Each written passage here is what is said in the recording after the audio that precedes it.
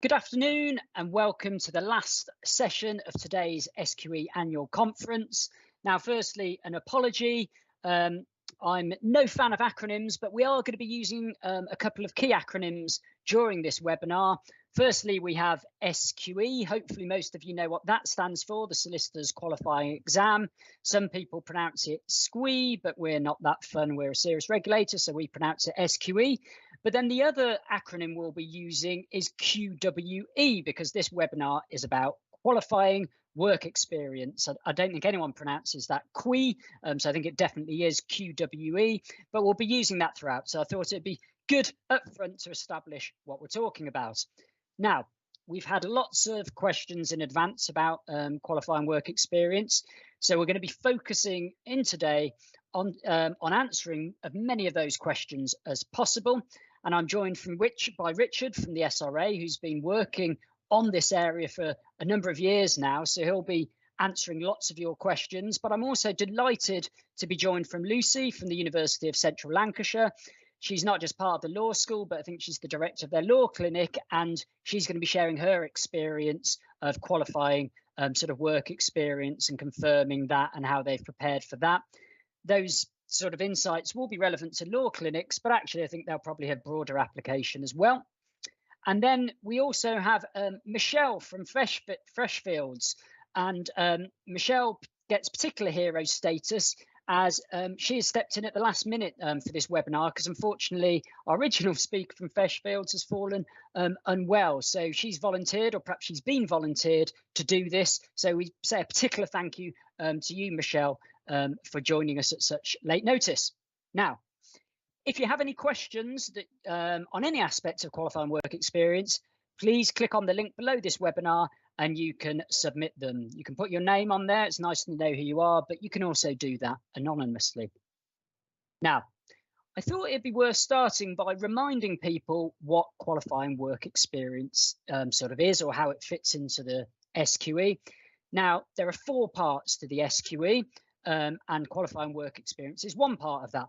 The other parts are you need a degree or equivalent. Equivalent might be, for instance, an apprenticeship. You need to pass the 2 SQE assessments, and you need to meet our character and suitability requirements. Now, we introduced qualifying work experience to help candidates get exposure to the competencies required to be a competent solicitor, and those competencies, those skills, are assessed in SQE2.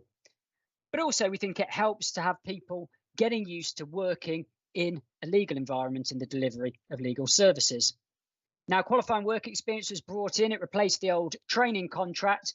And one of the reasons was the old training contract could act as a significant barrier for access to the profession. We found that many good candidates couldn't potentially get a training contract. That might be for a variety of reasons. They might have caring responsibilities, might be where they're located, or perhaps they just don't perform so well at interviews. And those candidates could then be stuck in limbo. Qualifying work experience offers far more flexibility in terms of how you get work experience. You don't need a training contract, and it can be done in a whole range of organisations, from voluntary sector, private sector, to in-house. So we think that's less of a barrier or unnecessary barrier to entry to the profession. But you might think, well, is that going to lower standards then, because there's less of a barrier? And that's why we introduced the single assessment, consistent assessment, the SQE, because the SQE is there to check that anyone who qualifies meets the required standard. Now, actually, I've seen there's a question already come in from Barbara, who has asked, should we do qualifying work experience after the SQE assessments, or should I do it before? Well, I think the simple answer is it is up to you, but I think the intention generally was that you would likely want to do qualifying work experience perhaps before doing SQE2, because the skills you get on the job should be really helpful to SQE2, which really looks at the skills you need to be a solicitor. And interestingly, if you saw the webinars earlier on, you'll see that those candidates who have some form of qualifying work experience have generally been performing slightly better on the SQE assessments. So that's the headlines of the SQE and qualifying work experience, sorry.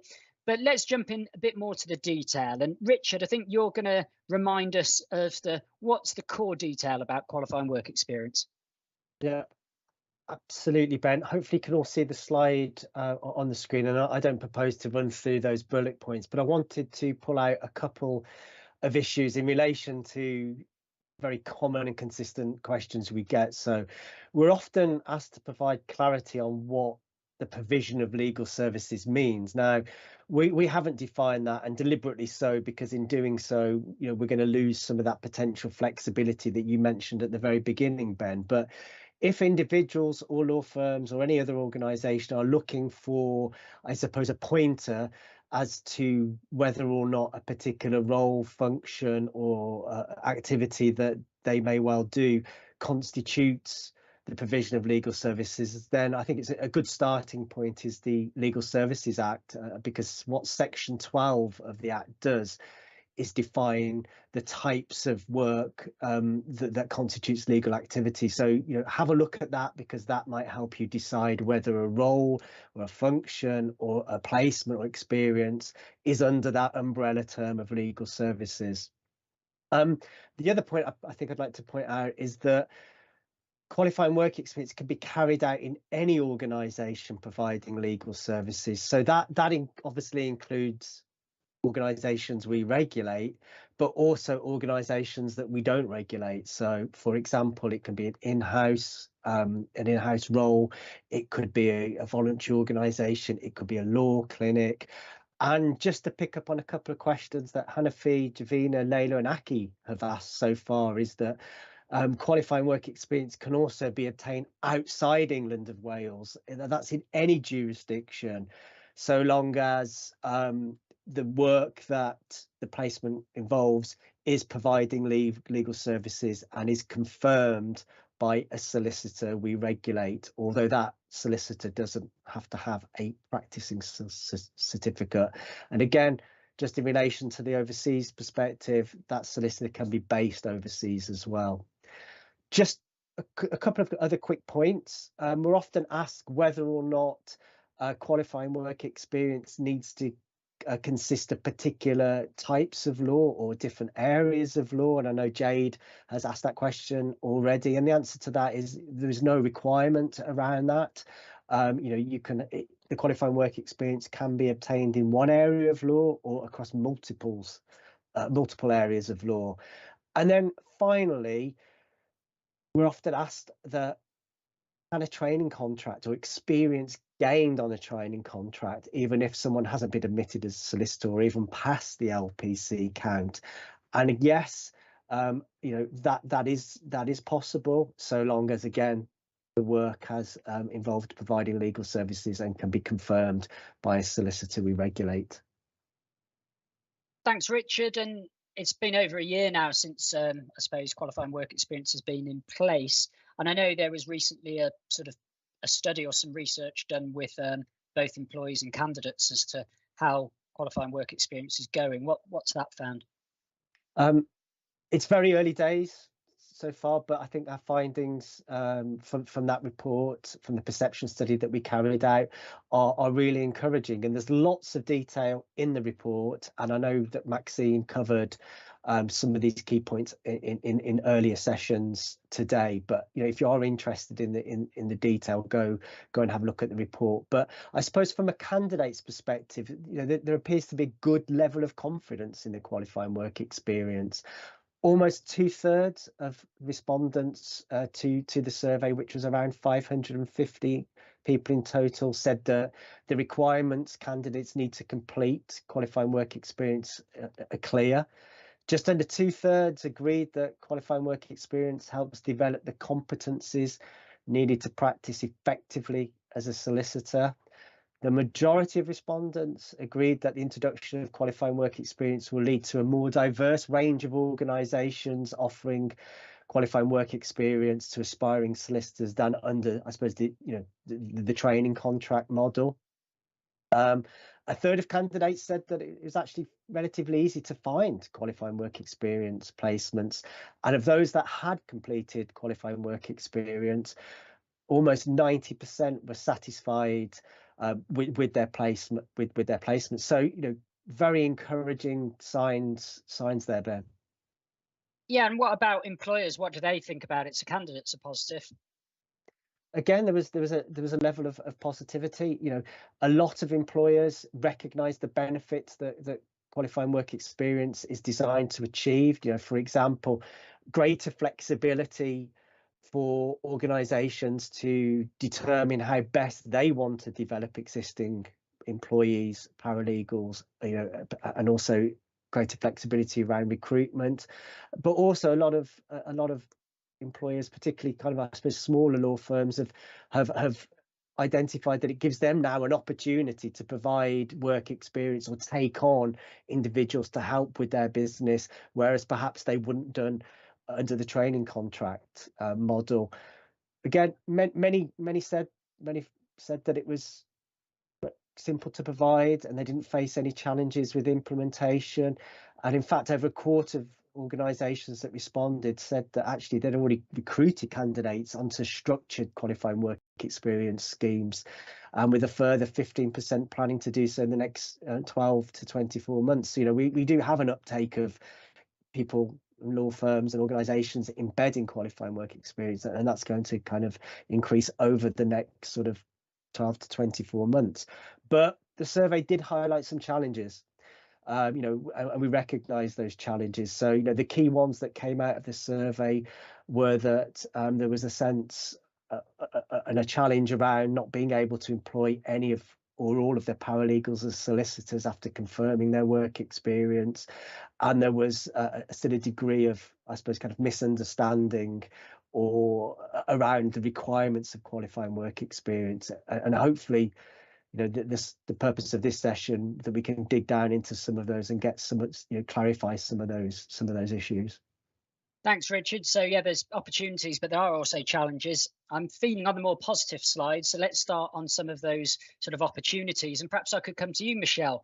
What opportunities is qualifying work experience, giving law firms, do you think? Hi, Ben. I think the major thing for us as a large firm is that QWE is giving us a much larger number and broader range of employees who might otherwise have not considered going into a career as a qualified solicitor. They may be within different departments within the firm, where previously trainees were seen as a very different group of people. And so, again, it was this idea that it was in some ways separate and distinct from what they were doing, when actually, in reality, a lot of the places within Freshfields have a number of things that would be really useful for people who are training to be solicitors to have had access to. And it may not be the straightforward legal principles, but there'll be things like the client management, etc. So it's given us a much broader range of people. Obviously, from a DE&I perspective, it broadens access to the profession, and that can only be a good thing. We've got people who've been working in this legal environment, I'd say, for many number of years. And again, it's having the opportunity to say, actually, there's other stuff I'd like to try at this firm. It's career aspirations, it's broadening my horizons. And I think, the removal of this very sort of traditional route into law can only ever be a good thing. We're able to work with more cognitively diverse people. It increases the diversity across our teams. It allows us to give people the opportunity to explore the kind of breadth and depth of work that Freshfields can offer. We might otherwise never have been able to sort of see that in practice without having gone through the very traditional route of applying for a training contract, etc. So yeah, from a point of view, happy. No, that's great. And I promised acronyms for this webinar, and I also promise I'll explain them. So D&I think, for those who don't know, diversity and inclusion. So can we move on to you, Lucy? What about the non-law firm perspective? What advantage might there be for a non-regulated organisation, like, for example, a law clinic, in terms of this? So when it comes to the kind of the non-regulated organisations such as law clinics, I think kind of importantly, it recognises the valuable work which is being undertaken there, which actually now we can hopefully see being claimed as qualifying work experience. It also allows for increasing flexibility for the candidates who would come to non-regulated organisations who may not be on a traditional 2-year training programme. So it allows them to use the opportunity of 4 different organisations in order to claim qualifying work experience. And also quite a few candidates may have had historic qualifying work experience which they've undertaken in these non-regulated organisations such as law clinics, for instance, and now we have the ability that they can use that and claim that as QWE if it meets the criteria. Thank you, Lucy. And you mentioned there the sort of 4 periods, and actually, Richard, the questions are coming thick and fast, so I'm just going to give you one quick one now. Sue's asked, is there a maximum number of separate periods of QWE you can do, and is there a maximum time period over which you can do it? Yeah, it's a good question, Ben. So, qualifying work experience is a 24-month period. Obviously, people can do a lot more than that, but the bit that needs to be kind of submitted to us as part of admission is 24 months. And it can be no more than four separate different placements. And presumably you can do that over a number of years. So you might get those 2 years over hypothetically an 8-year period of time if you were had gaps in between. Absolutely. As I've said, or was on the slide previously, it can also be kind of claimed retrospectively as well. So you might already have, a chunk or a block of experience that you can already use from a previous role. Thank you. So let's, we focus then on some of the opportunities, but there obviously are challenges and quite a few practicalities around this. So Richard, perhaps if I come back to you, you said qualifying work experience needs to be confirmed by a solicitor. So what is it exactly they're confirming? Okay, and again, hopefully you can see the key points on the slide there. I mean, I think the points I just really wanted to flag up to the audience in relation to confirming qualifying work experience is that confirming qualifying work experience by an individual solicitor is not about that solicitor making an assessment or judgment of an individual's competence, the quality of their work or the quality of their training. It's simply around confirming some of the details on the previous slide around, kind of length of time and whether or not it was the provision of legal services or not.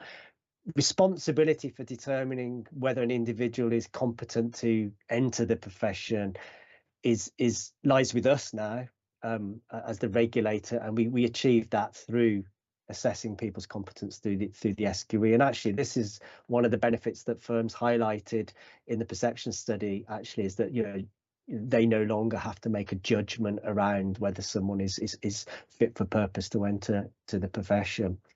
And the same is also for character and suitability. Again, you're not making judgments on whether or not someone has the appropriate character and suitability. What we are really after when it comes to confirmation is for the confirming solicitor to tell us whether there are any issues or not.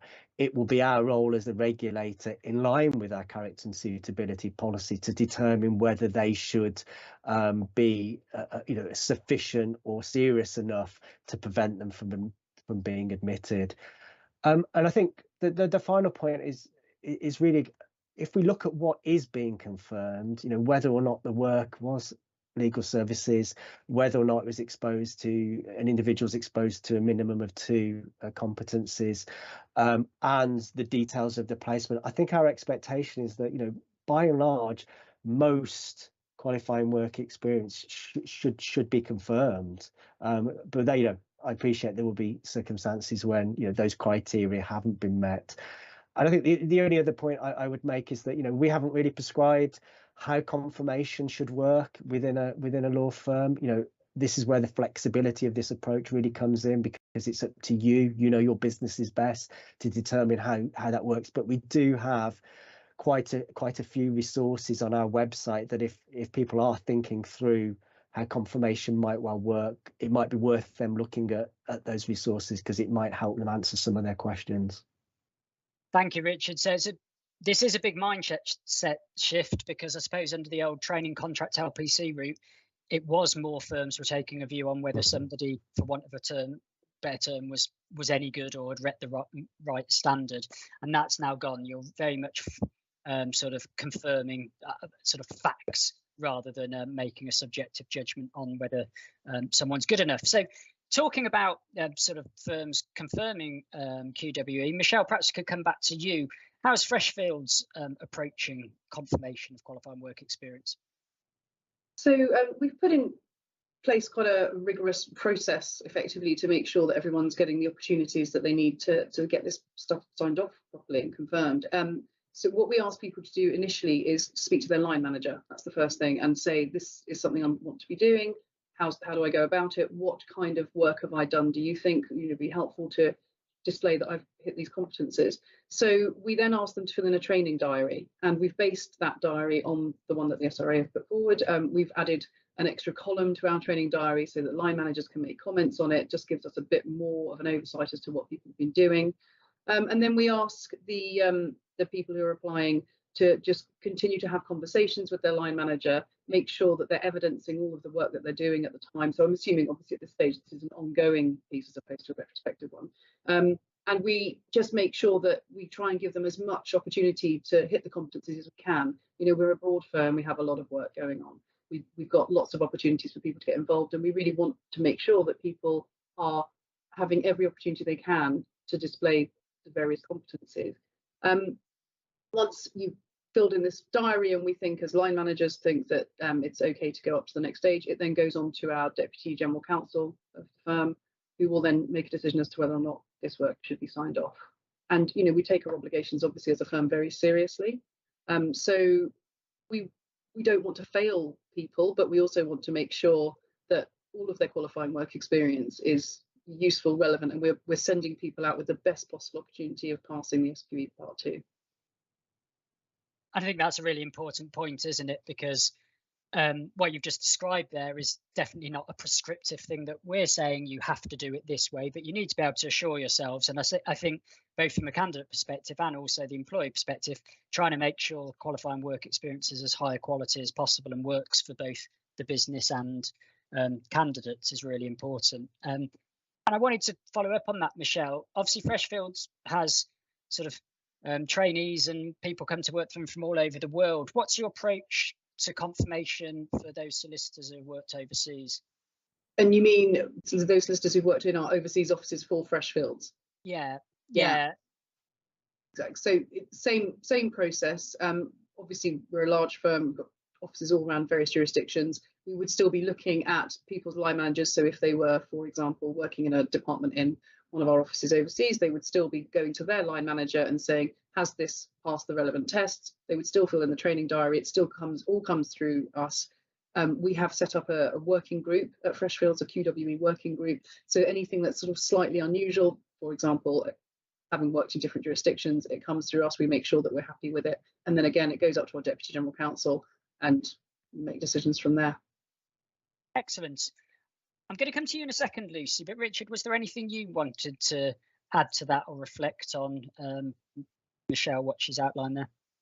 I think it's really, Ben, just to reiterate that qualifying work experience can be obtained in any organisation outside England and Wales, in any organisation that's providing legal services, so long as some or all the competencies are met, and then it's signed off by a solicitor of England and Wales. So it really does give people a really good opportunity to consider whether the work they are doing overseas meets that criteria if they're looking to qualify as a solicitor of England and Wales.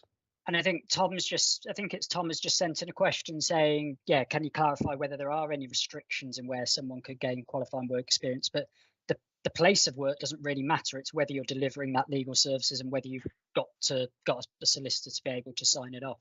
Confirm it. Absolutely. It could be a commercial organisation, it could be in-house, it could be a voluntary sector organisation overseas, so long as those criteria around qualifying work experience are met, where the activity takes place isn't of such importance. I see lots of questions coming in, so I'm just going to pick up a couple of them before they disappear from me. So one, this does mean the end of the old style training principles no longer needed. That's in the old LPC training contract world. That's right, isn't it, Richard? And then on top of that, Amber's asked, can a lawyer confirm qualifying work experience if they're in the same employer, but is aware of their legal work? It's right that another solicitor outside a business could confirm it, couldn't they? That's absolutely correct. You know, there will be circumstances where some organisations won't have a solicitor working for them. And going back to that kind of point about flexibility, you know, we don't feel that those people should be disadvantaged. So, you know, their experience can still be counted as qualifying work experience, so long as a solicitor that might be outside of the organisation, you know, reviews their work and speaks to someone who oversees the work of the individual. They can confirm it in those circumstances. No, that's great. So Lucy, I promised to come back to you. Thank you for being patient. So from your experience working with law clinics, do you have tips for any solicitors confirming qualifying work experience in law firms or other non-regulated organisations? Yes, I think there are two tips really which kind of apply equally. I think the first one is to remember that if qualifying work experience can be claimed, then it must be confirmed. There's no choice to confirm it or not. You can't opt out of that. And also, it's really to just repeat what Richard said before, is that when a solicitor in a firm is being asked to, or in a non-regulated organisation is being asked to confirm qualifying work experience, it is a question of fact. There is no judgment that is being made at all on the quality of the work or the competence of that individual. It is simply facts relating to time, opportunity to develop, and also those no issues in relating to character and suitability. So I think that's really a message that needs to be reiterated, is that there is no judgment at all that is being made on the competence of that individual. And we've just had a question come in, and Lucy, this is probably for Richard, but Lucy, your insight on this might be particularly valuable because it's relevant to law clinics, I know in particular. Somebody's asked about the length of experience needed to be confirmed by the person confirming QWE, and they've said, you know, do they need to know exactly down to the last hour of work a candidate's done, or is it enough that they sort of understand the start and finish date? Lucy, did you want to come in, because this is a particular issue with law clinics where it's likely to be bits and pieces of work, isn't it?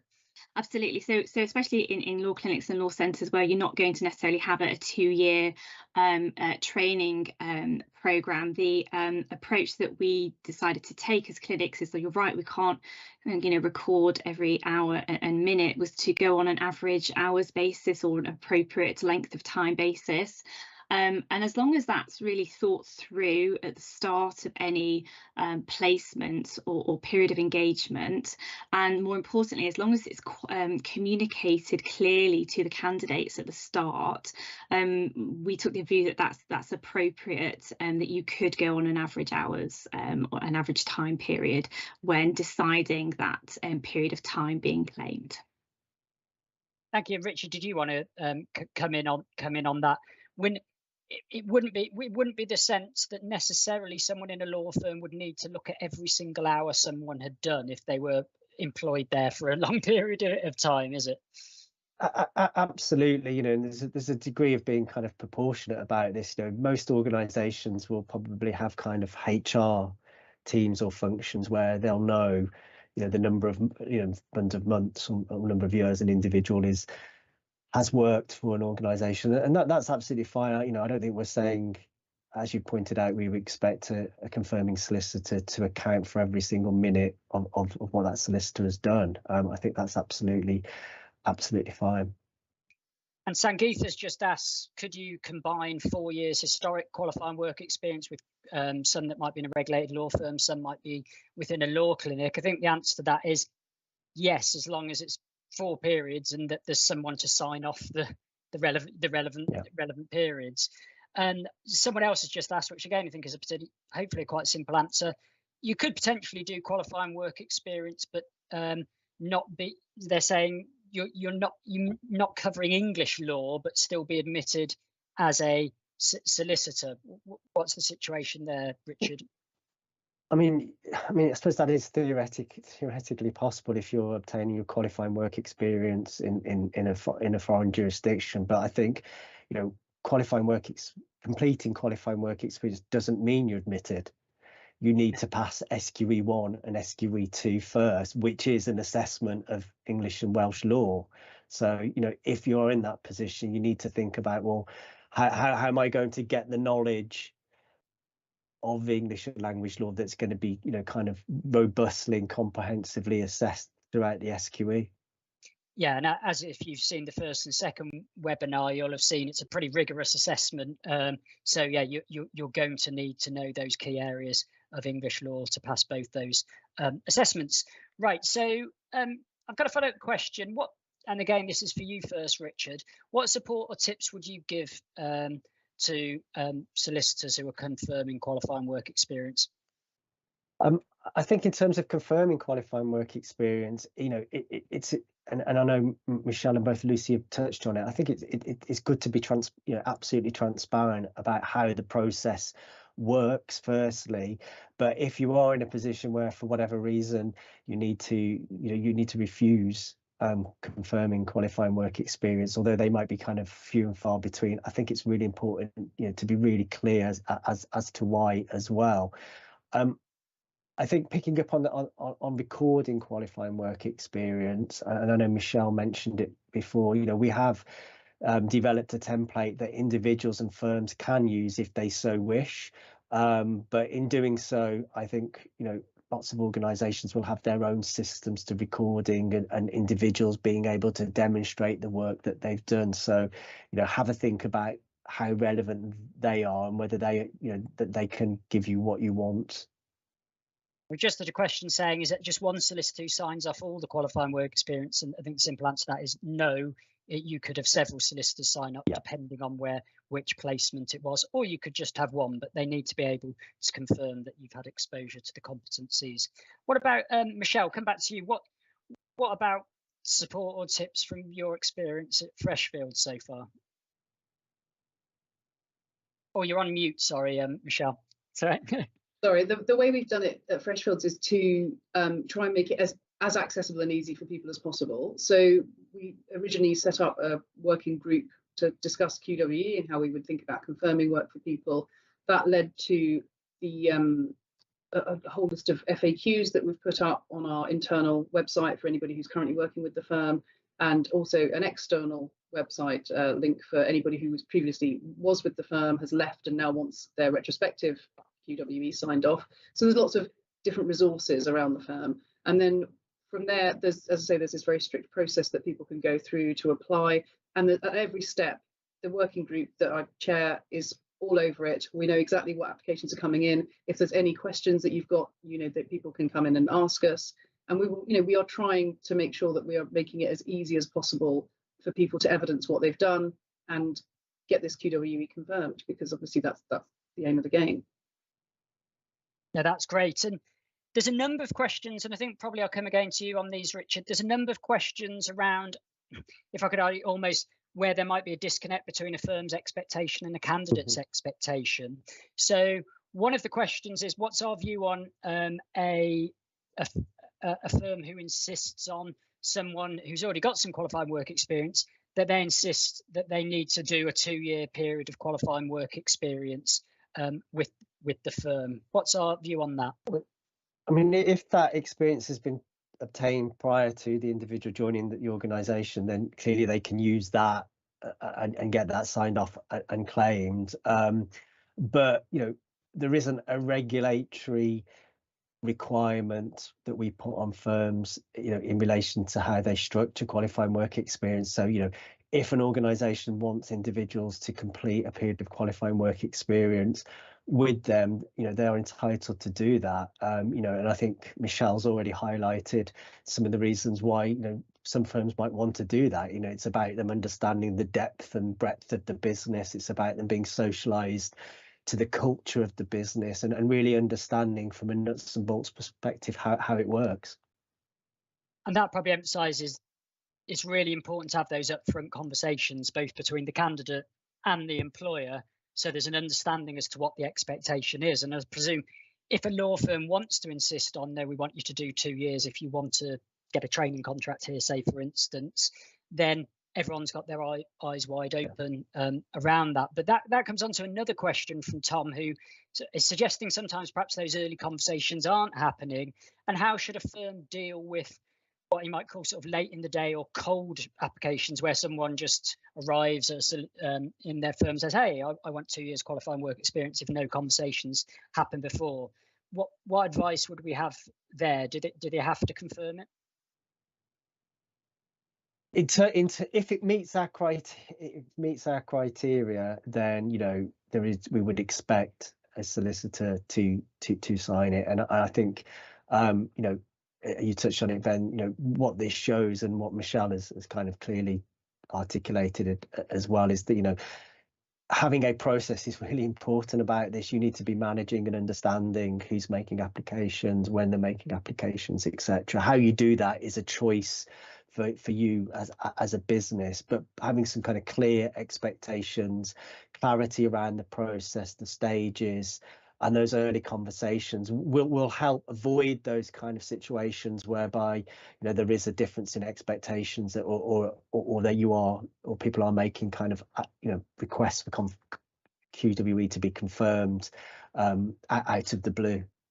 And I suppose it's worth emphasising, I know we've got quite a lot of candidates watching this webinar, you're running quite a risky game if you do a last minute application like that, because actually, if, for instance, the solicitor you thought was going to confirm it moves on from the business, or if actually there's no record showing what you've done, then actually, in good faith, the firm or business may say, well, actually, we can't confirm this. So again, from a candidate point of view, you really want to have those early conversations to avoid that risk, just as it's good from the other side.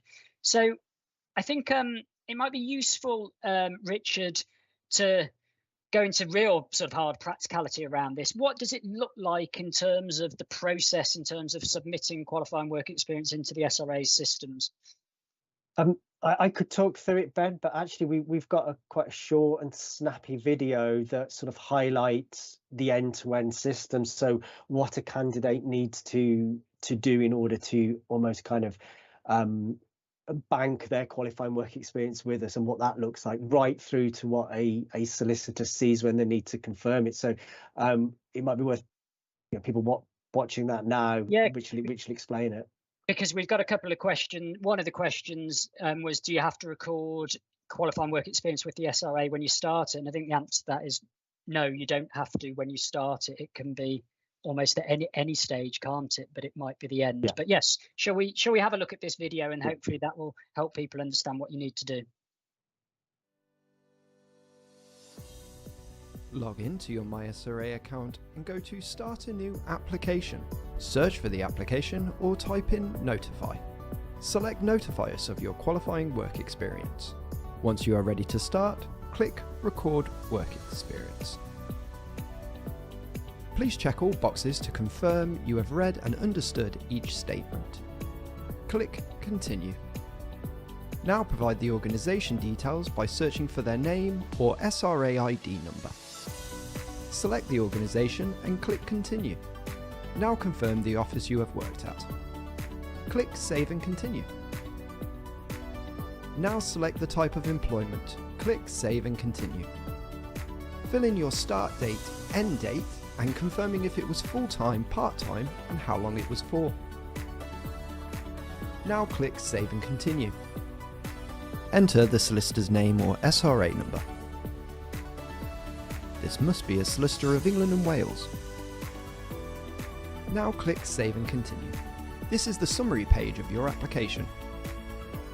Now before you submit, you have the opportunity to edit each section, and when you're ready, click Save and Continue. Click I have read and understood the declaration, then click Submit. Your application has been submitted and a notification has been sent to the appointed solicitor. Once they have confirmed, you will receive an email notification confirming the results. When confirming qualifying work experience, you will receive an email asking you to log into your MySRA account and review the requests.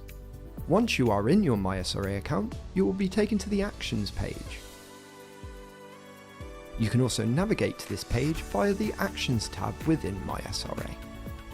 Click on the relevant application and click Review the Requests. You will be asked to confirm a period of time for the applicant. Once ready, click View under Actions and read their application. Please also confirm any character and suitability issues, if any. Once you have read through the application and you're satisfied, click I have read and understood the declaration and click Confirm Period of QWE. Now that the application has been granted, the applicant will receive a notification confirming the results.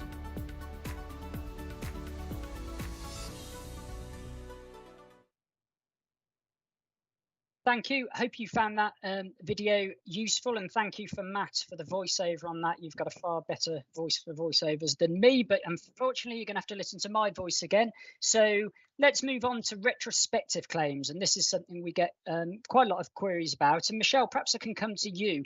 How are Freshfields approaching this if someone who either used to work with you has comes back to you and says, hey, can you sign off my qualifying work experience?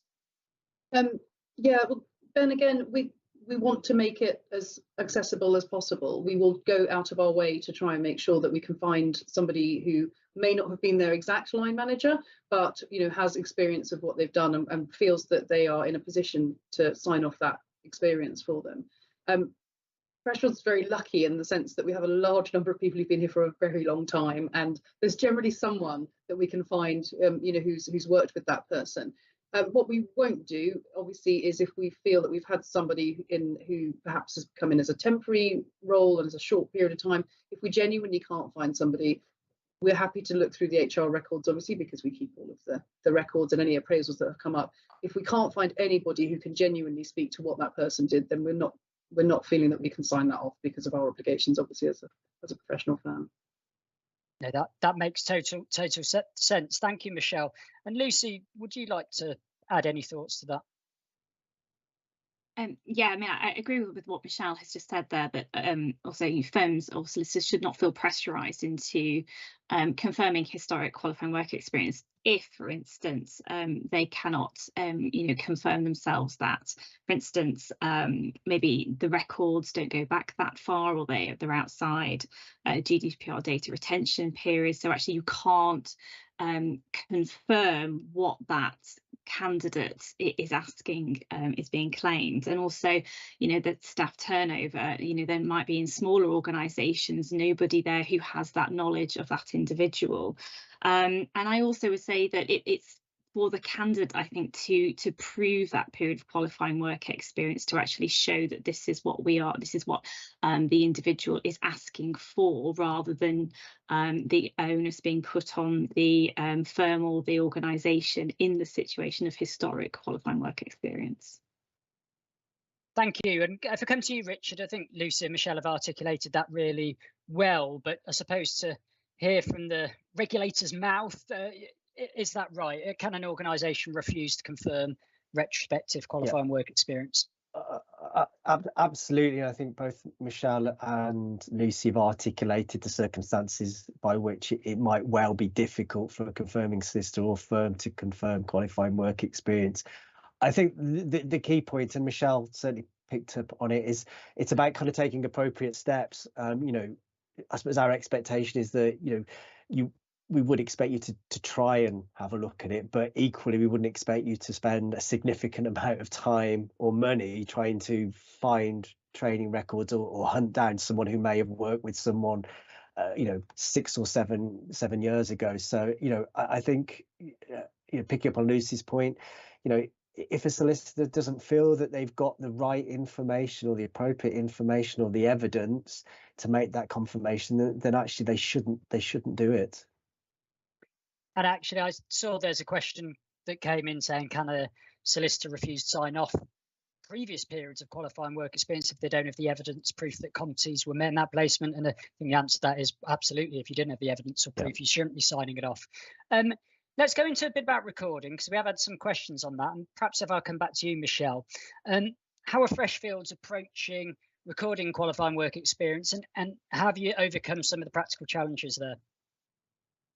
I think the main thing is through the training contract, through the training diary, I beg your pardon, that we've taken the template from the SRA and said this is, we think, the most sensible way in which to record all of this work that you're doing. And in the same way that anybody who would be working in the firm would be thinking about upcoming appraisals and how they're getting on career-wise, actually QWE is no different. You're still working towards things career-wise, so we just want to make sure that you're obtaining all of that information, recording it, thinking about what you're doing with it, what kind of experience you're getting, and whether or not that hits the relevant competences. That's great. And we've had a question come in from Sophie. Sophie, if you hold on one moment, I'll come to Richard that in a moment. But Lucy, on this issue of recording, I know you've developed a recording template for law clinics. What is your view on the sort of key elements of good recording of qualifying work experience? It just keeps coming back to consistency and clarity, really. So when, for instance, we were looking at this for law clinics' point of view, and it may apply to some firms as well, that records should clearly state what competencies are being developed, or what competencies are, a candidate is being offered to develop. Hours awarded or time being claimed is really key, and also that no character and suitability issues arose. What's been quite useful for clinics, and again it's applicable to other firms, is this idea of kind of internal confirmation. So we kind of viewed it that what happens at the end point with the SRA when a candidate comes to confirm their qualifying work experience might actually be years, months, it might be a substantial period of time after that placement has actually occurred. So to have this kind of internal confirmation whereby at a later date, if you do receive the notification that we've just seen on that video, that it's fairly easy then to go and check your records and make sure that yes, what is being claimed by this candidate is what our internal systems confirm. And again, it's having that robust system of recording which can withstand staff turnover and deal with maybe those kind of longer historic periods of qualifying work experience, and also to make sure that you're keeping records for an appropriate amount of time, a reasonable amount of time, possibly in conjunction with your GDPR or data retention internal policies, so that you've got enough information so that if further on in the future candidates do come and ask to use the period of qualifying work experience at your organisation, you don't have to go and conduct a massive search in order to be able to confirm that. And actually, Lucy, Tom asked about that of should an employer have to keep records for in perpetuity, and well, one, there will be GDPR implications anyway to that, but also I don't think us as a regulator would think it would be proportionate to be trying to hold on to records for everyone. That's right, isn't it? Yeah, and also to be again upfront and say how long you would keep these records for, and again if a claim is made outside of that period, then the onus again is on that claimant to try and to be able to prove that period of qualifying work experience. So again, it's all about upfront at the start of these periods exactly what is going to be done, so everyone knows exactly the same position.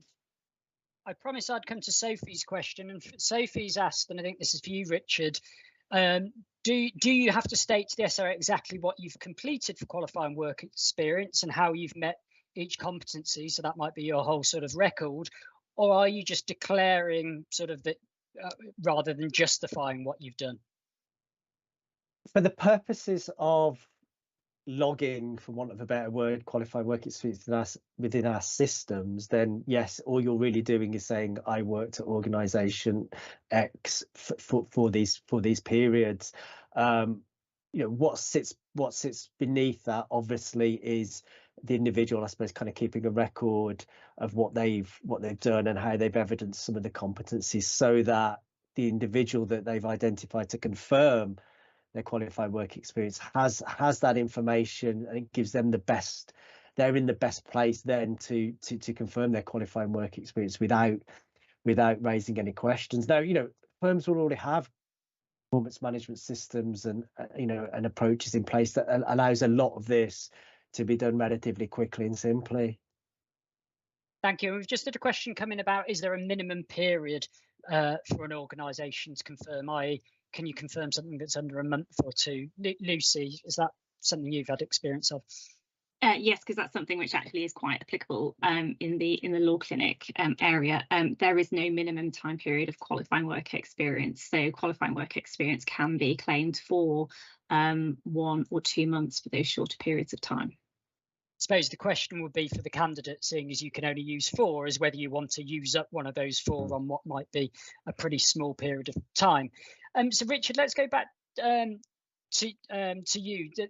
anything you'd like to add about recording? I think we do have a template, don't we? Yeah, we do, Ben. The template's on our website. So, I'd encourage anyone who, both candidate or organisation, if they haven't thought through how they might want to approach a recording, to take a look at that, because I think it will give people, at least the bare bones of what they need. But again, organisations might want to tinker and tweak that appropriately. And I think the other point, around recording is really have a look at what you do already. Michelle talked about kind of performance management appraisals. Now, a lot of that might well capture the work that an individual is doing. So, it might be worth thinking through what you have already and whether that can be used to give a confirming solicitor what they need.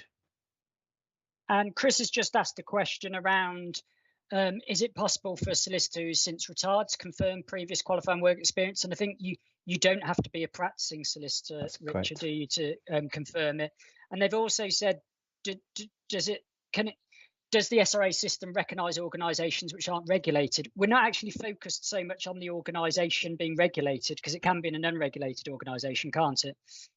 That's absolutely right. I think that, the key information is obviously where the qualifying work experience took place, the length of the placement, and also who the confirming solicitor is. And it's always a really good idea to try and get their SRA ID as well, because there might be instances where, for example, there are lots of individuals called John Smith who might well be confirming, and we need to know, as you saw in the video, where to send an email prompt to that individual to confirm their solicitor. So they're probably the things that I would focus on capturing. Apologies to any John Smiths out there. You are unique and special, but there may be more than one. Richard, we talked about the end of the training contract, but I've declared the end of the training contract, but actually it's not quite the end of the whole existence of a training contract, is it? No, that's absolutely right. From a regulatory perspective, it probably is the end of the training contract, because as of September, when the SQE was introduced, the training contract was no longer a requirement for admission as a solicitor. Instead, sort of aspiring solicitors will need to complete qualifying work experience. But we know that some organisations, some firms, are continuing to offer a period of recognised training or a training contract or a 2-year period or something like it. But again, that's not a regulatory requirement. That's a decision for them, and it's not a requirement for admission as a solicitor. So perhaps I could come back to you, Michelle. Is Freshfields still running with having training contracts? Yes, we are. Probably unsurprisingly for such a traditional old firm, we think that there's a lot of benefit in maintaining a 2-year traditional, more formal program of training. Just really because there's a lot of people that still want to come into the profession via that quite traditional route: school, university, perhaps a summer scheme whilst they're at university, and then a 2-year fixed contract where they know that they're going to get really great experience across a huge number of areas of work. Freshfields offer an 8-seat training contract, and most of our trainees will go on to do at least one of those seats, either with a client or in one of our overseas offices. So there's a lot of attraction about doing that kind of work and having that formalised programme in place. It may be that we will also have a number of people who are obtaining their QWE alongside those people. It may be that people are coming in and have perhaps coming in as other roles within the firm, like paralegals, and this has happened previously. They'll start obtaining their QWE, and then at that stage they may apply for a training contract and move on to our formalised training programme. So we as a firm think that the benefit of the 2-year programme outweighs anything else at the moment in terms of signing off QWE and then leaping straight into an NQ role, because we as a firm want to make sure that the associates that we take on as NQs have got the depth and breadth of experience that we'd be looking for. And somebody has asked, are we able to undertake a trainee solicitor role while doing QWE? And absolutely, and the trainee solicitor role is likely to count as qualifying work experience. Michelle, you mentioned paralegals there, and perhaps I come back to you, Richard. Obviously, the increased flexibility of qualifying work experience means that there is opportunities for paralegals who might wish to become a solicitor. What's your advice for employers there? I mean, once a candidate or an aspiring solicitor actually is, passes the SQE and is admitted, it's really up to the employer to decide if they offer them as a job as a qualified solicitor or whether they continue, in the role they had before admission. I think our view is that it's really good employment practice, but not a regulatory requirement, to have those open, early and honest conversations about, whether that individual, will be taking up a qualified solicitor's role after admission. I think it's also worth pointing out that if a solicitor is employed in a non-solicitor role, for example, as a paralegal, then they need to still comply with our wider rules, for example, the code of conduct. They will also need to have a practicing certificate and also comply with their regulatory obligations to keep their kind of knowledge skills up to date. And if I come back to you, Michelle, how are you approaching that issue? We, as Richard said, it's important that if you get your QWE signed off and you are a practicing solicitor, obviously the regulatory requirements, that is your responsibility at that stage to maintain everything that you need to do via the SRA. We are of the opinion that if you are employed as a paralegal, for example, purely having your QWE signed off and having obtained your SQE 1 and 2 does not necessarily mean that you will then be employed as a solicitor with Freshfields. It is always open to anybody who's qualified to make any kind of application internally, as anybody else can, for any of the roles that we have on offer. We don't expect people to move in some way within their career immediately. They would need to go through a formal process of applying for a role as a qualified solicitor. Thank you. And we've had another question come in asking should you enter QWE as you acquire it, if you do a law clinic, or do you all enter it at the end of that? I think we touched on that before, but Lucy, do you want to answer that question? I think I'm right in saying that you can enter it, or you can register it with the SRA as you go along, or you can choose to enter it at the point of admission. The problem with potentially entering it as you go along is you are using one of your organisations. So actually waiting until the point of admission, you can then you're in a bit better position to actually see how your qualifying work experience then can be added onto the system. And that's why it's really important for organisations to have internal qualifying work experience records, so that if a candidate decides not to register qualifying work experience at the point that it has been accrued, but later on, then it's easy to just go and check those records. Thank you. We've only got 2 or 3 minutes left, so I'm just going to try and quick fire through final questions. Kay's asked, she's in Hong Kong, she's a non-practicing solicitor, does working under my supervision count? And I think the answer to if you're a non-practicing solicitor in England, Wales, yes. Perhaps one for you here, Richard. Nigel's asked, should apprentice solicitors doing QWE as part of a recognised SQE course be keeping a training log like trainee solicitors, or is QWE going to be adequately documented by their SQE preparation portfolio? I think, our advice would be is probably not such a bad idea to keep a training log as well, not just necessarily for the purposes of confirmation, but for you as an individual to help you identify whether or not there are any kind of gaps in any competencies that you may not have been exposed to. Okay, and Alice has asked, can QWE be completed remotely, or how much can be completed remotely if it's signed off by a solicitor who qualified here? It's the same principle, isn't it? As long as it's signed off, whether you did it remotely, whether you did it overseas or in a different organisation, it can be any of those, can't it? Yeah, absolutely. Again, I suppose just on that point, from a kind of an individual preparing themselves for taking the SQE assessment, but also from a firm perspective, we've talked a lot about being socialised to what it is like to work within a legal environment. So it might be worth thinking through, the balance between being exposed to kind of being in a legal environment as opposed to doing it remotely. So we're coming to the end of our webinar now. I wanted to thank everyone who submitted questions. I think we've got through an awful lot of them, but there's probably some we haven't.